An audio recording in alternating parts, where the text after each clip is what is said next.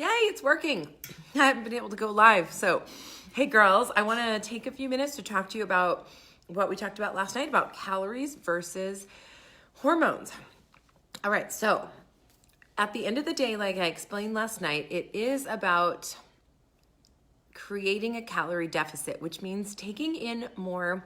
When I say it, I mean fat loss, which means taking in fewer calories than you are burning. Okay, and as we talked about last night, it's kind of delicate. You want to make sure that you're not doing, extreme calorie deficit. A safe amount is about maybe 25% reduction in your calories. But what I want to explain is kind of like that Weight Watchers philosophy, for example, and how it's not just all about calories, and that each food that you eat creates a hormone situation in your body that either burns fat or sets you up for fat storage, okay? So let's take the Weight Watchers scenario. I just saw a great post today, and I'm going to post it I don't think I could do it while I'm talking with you. Nope. But I'm going to post it in the comments somewhere. It was a great picture, and it kind of explained why counting calories or the whole Weight Watchers concept of free foods doesn't really work. So I want to explain that.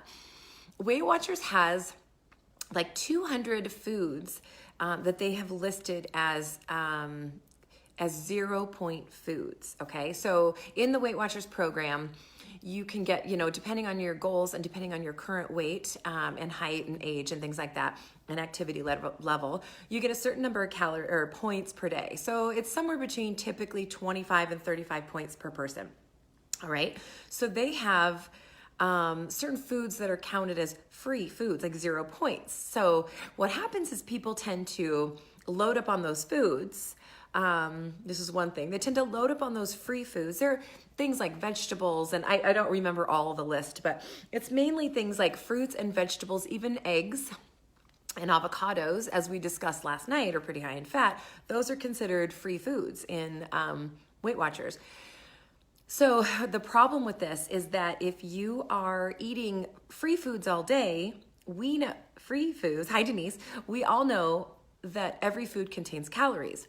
So if I just spent all day eating all the free foods, I could easily rack up too many calories in a day, but keeping points, I'm at 0, so I should be losing weight, right? So one of the examples in the image that I'm going to share with you it was like 3 eggs and I wish I would have reviewed it a little better before I started. It was like 3 eggs and some other kind of vegetable or something for breakfast, which easily equals over 250 or 300 calories.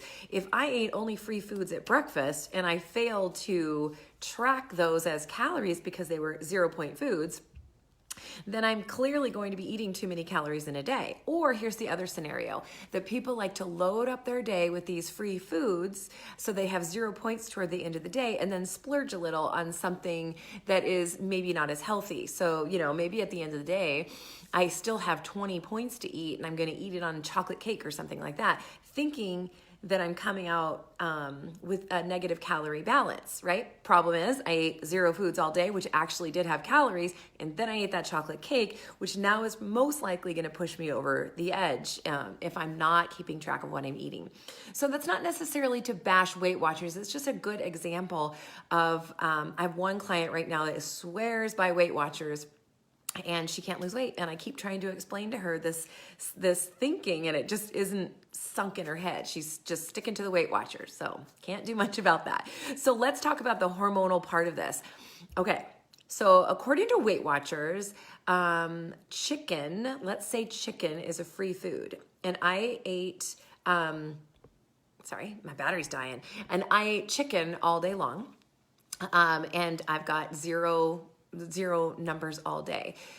So I could also eat, not according to Weight Watchers, I apologize. According to the calorie counting method, if I ate 2,000 calories in a day, and that is my fat loss goal is 2,000 calories, and that puts me in a deficit, and I could eat all day, I could eat chicken breast, and I ate 2,000 calories of chicken breast today, okay? Do you think I'm going to be better? Do you think I'm going to be better off eating all the chicken breasts or chicken breast and broccoli for 2,000 calories today than I am eating 2,000 calories of donuts. Okay, I know we all know the answer of this is yes, I'm going to be better off eating the broccoli and the chicken, and I want to tell you why. So, when we eat starchy carbohydrates and sugars, our body produces, so that those foods, let's take the donut, our body produce, or actually, for this example, I want to take just a bagel, just a straight bagel, okay? That bagel is, or pretzels, that bagel and pretzels are easily broken down to sugars in the bloodstream. Okay, so I've got all this sugar floating in my bloodstream, just as easy as it is to take something like a Skittle and turn it into sugar in the bloodstream, okay? Or a bowl of Skittles. So anytime there's sugar present in the bloodstream, there's a large amount of a hormone called insulin in the bloodstream. Insulin is the hormone whose job it is to grab sugar by the hand, take it out of the bloodstream, and store it in the muscle and the liver. Now, the sugars are stored in the muscle and the liver to be used later as fuel. So if you are, sedentary throughout the day, but you're going to go work out, and you're eating properly, you're eating a well-balanced meals, but at the end of the day, your body's like, hey, she took in a nice balance of calories throughout the day, nice balance of carbs, proteins, and fats. So my blood sugar stayed level throughout the day. By the time it gets to your workout, your body's like, I might need to withdraw a little bit of the sugars that are stored in the muscle to be used as fuel for my workout. Simple example of how that works, okay? So the body takes it from the muscle, converts it to blood sugar so that you can use it during your strength workouts. All right, so the problem is that anytime there's insulin floating around in the bloodstream, we're in fat storage mode, okay? So this is a problem, especially if we ate meals such as, let's just take the typical American breakfast is like maybe cornflakes, skim milk, which actually has quite a bit of sugar in it because the fat is taken out. I'll explain that later. And orange juice, a lot of sugar in orange juice because the fiber is taken out. I'll explain that later too. Okay, so that breakfast right there, and maybe a piece of toast, has about 39 grams of sugar, which translates to what we do. We take the grams and we divide by 4, so that's about 6.5 teaspoons of sugar in that meal.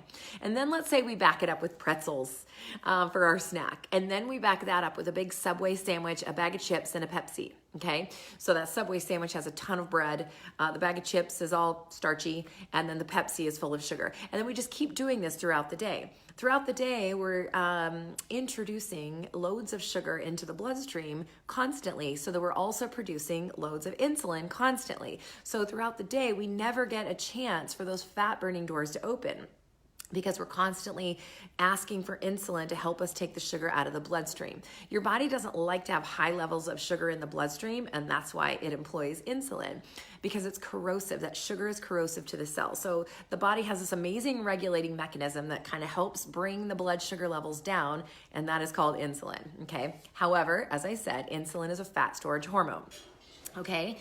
So what we run into then is, this is why we talked last night about creating balanced meals on a plate.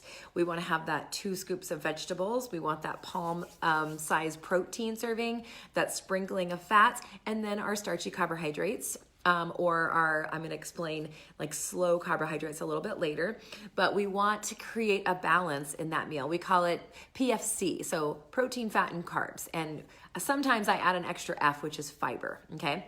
So the reason fiber and protein and fats will help regulate this blood sugar level is that if I put in that bagel and then I have a nice chunk of chicken breast next to the bagel, okay, that bagel shoots my blood sugar up and produces that hormone insulin, right? However, the protein produces another hormone called glucagon, and glucagon balances out that insulin level, okay? So they kind of help each other out a little bit. So now my insulin levels aren't so high, which means my fat burning doors are not shut for quite so long, okay? And now when I introduce a little fat, it slows the rate at which that sugar turns, the sugars from the bagel, turn to sugar into the body. And anytime I add fiber, that also helps slow the rate at which sugar or starches turn to sugar in the bloodstream.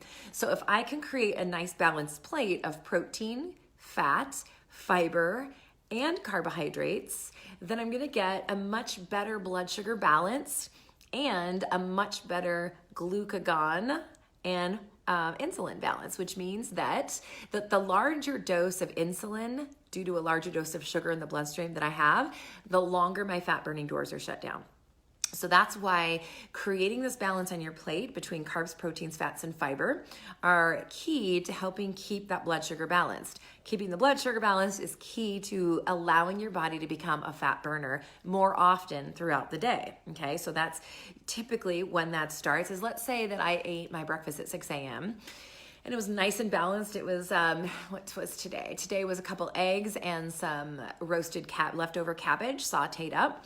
And then a piece of sourdough, little small piece of sourdough toast, okay?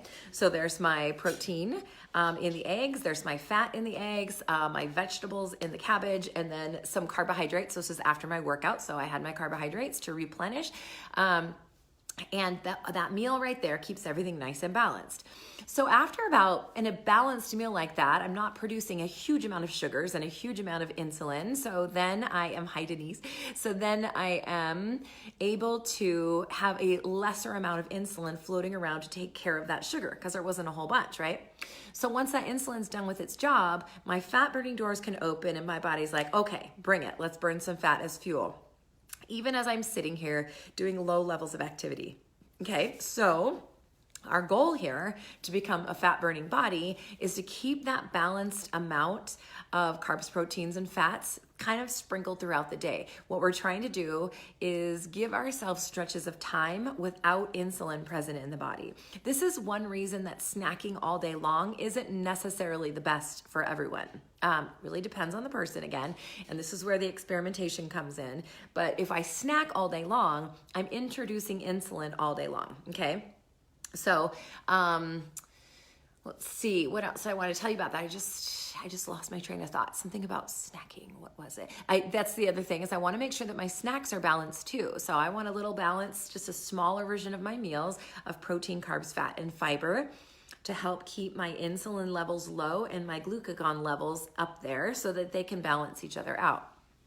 So now let's go back to that meal, the two meals that we talked about at the beginning, the chicken and broccoli versus the donuts all day. So even if I ate 2,000 calories of chicken and broccoli today and 2,000 calories of donuts tomorrow, now you can see how even the calories being the same, I'm going to get a much different hormonal response in the body. And over time, this donut diet is going to cause me to shut down all my fat burning doors in time, right? Because if I'm just keeping the steady stream of carbs, proteins, sugars and starches coming in all day, then I'm never really allowing my fat burning doors to open up and go to work for me. Okay, so with that said, now let's go back to the Weight Watchers method. If I'm eating 0-calorie foods all day, yes, maybe my hormones, if I'm being careful about how I balance it out, maybe my hormones are doing okay, but I'm not keeping track of the calories, and calories are definitely a key player at the end of the day.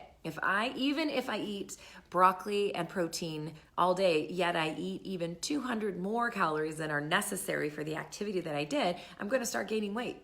It's just going to take a little longer and it's probably going to look a little different. My body probably is going to use that to create muscle more likely than fat. And the other thing I want to tell you about donuts before we wrap it up. Donuts. Okay, so anything, donuts, pizza, pastries, anything that comes with sugars or starches and fat, like one singular item, if I'm eating that, what's happening here is, as I just explained, I'm dumping a load of sugar in the bloodstream, which causes the fat burning doors to shut down. But I've also introduced large amounts of fat with it, and now I have no way to process those fats because I just shut the fat burning doors down. So sugars and starches in combination with fats, just those two together, create kind of a fat storage nightmare. So that is one thing that I want you guys to be looking at, is just, start paying attention to what kind of foods are sugar fat storage bombs. That would be things like the pastries, ice cream, what else do we have? Donuts, pizza, things with cheese and bread, for example, the starchy carbohydrates, and then the cheese and the, the meats and stuff. Now we could look at pizza and say, oh, okay, yeah, but my pizza had some peppers and onions. But when we look at, the way I've asked you to break that plate down, we're looking at, we need like 2 scoops, good scoops of fibrous vegetables to be able to balance that whole blood sugar thing, right? Sometimes we might look at something like that pizza and say, well, there's veggies on it, but there's not enough to create the hormonal balance that we need to slow the rate at which those starchy carbohydrates turn to sugar. Typically, they'll turn to sugar really fast, but once we include some fiber and some protein, it starts slowing it down. And even fat will slow it down, but when it's all out of whack and out of proportion, like a super high level of fat, a super high level of starchy carbohydrates and sugar, and a tiny level of vegetables, it's not going to work out. On the other hand, there was another scenario here's another thing. Soups are usually really awesome. And they usually provide a lot of nutrients because there's a lot of vegetables. But one thing to keep in mind is we think, there's protein in my soup, there is meat. But if you think about it, usually most soups that have meat in them, unless it's like a hearty chili, usually have a tiny amount of meat in them. So this is just kind of an aside, but be thinking about that. Don't just say, there's meat in it. Think about the quantity of meat that's in that soup. Usually I'll ask for, if I order a soup that has a little bit of meat, maybe I'll get a grilled chicken breast on the side or something to boost up that protein content. Okay, so you guys ask any questions you have about this little sciencey nerd thing underneath. Hopefully that kind of explained a little bit the difference between why calories matter, but also hormones matter, which means that the types of food that you put in your body are going to matter as to whether you burn fat or store fat. So, okay, here's a little tip for you. I shouldn't share this tip, but let's say you had a weak moment and you ate a donut. Poor Denise. Denise is only, Denise, you should add some protein drinks in too, to get a little more protein because her poor little face is so sore. I totally remember having braces and it was painful. What was I talking about? Okay, so let's say you accidentally run across some ice cream. I would back that up with some kind of protein. I know that sounds kind of funny. It's not like it's canceling out the ice cream, but what it is doing is if you eat it with some protein, it's at least slowing the rate at which those sugars in the ice cream will turn to sugars in your bloodstream. Or add some broccoli, some good fibrous vegetables. And you'll probably not feel quite as yucky about the ice cream too, because sometimes that's a piece of it. But again, don't get me wrong, it doesn't cancel it out, but it does set the stage for better ability to open up the fat doors. Okay, so Denise, that's your assignment. You need a little, some protein drinks. The cool thing about protein drinks is you can add all kinds of nutrients in there because right now you're probably not getting a lot of nutrients because you're so limited on what you can eat. So add some kale in there, add some flaxseed in there. I like to add my probiotics to it. I use a liquid probiotic. I add my vitamin D drops. I add fish oil that has like a hint of orange. There's so many great things you can add to your smoothies. Okay, actually, this kind of fits this topic. Let me talk about smoothies really quick. So many times when people drink smoothies, they tend to go way overboard on the fruit. Fruit turns to sugar quickly in the body. It is definitely a healthy food. It's not necessarily a fat loss food when eaten all at one time. It turns to sugar very quickly. I think one of the biggest things I see with people and their smoothies is they ramp the calories way up. They add whole bananas. I would suggest like a half a banana. I don't ever even use a banana in my smoothie unless it is right after my workout because my body is using up those sweet carbohydrates to refuel from the workout. So keep in mind, when I say smoothie, I actually mean a protein drink. So make sure that there's a good balance in your protein drinks of the carbs, proteins, and fats as well. Like I said, I use my fish oil, and that provides me with just enough fat in that meal. I make sure there's plenty of protein in there. Maybe Greek yogurt can add some protein. And I use my flaxseed, put the spinach and all the good stuff, and about a cup of berries. So we don't want to get too crazy with the fruit because a lot of times people add papaya and berries and bananas, and now it's just kind of like a sugarful drink that's causing your blood sugars to go up, your insulin to go up, and the fat burning doors to be shut for a while. The deal with the fat burning doors shut is Typically, it's about 3 hours after a large dose of sugar in the bloodstream. So you have to ask yourself when you eat a particular meal that's maybe not so balanced, am I prepared to not burn fat for the next 3 hours? That always works for me because I'm like, oh no, I don't want that. So I'm going to go grab something that's going to balance this meal out. Okay, guys, you guys have a great day.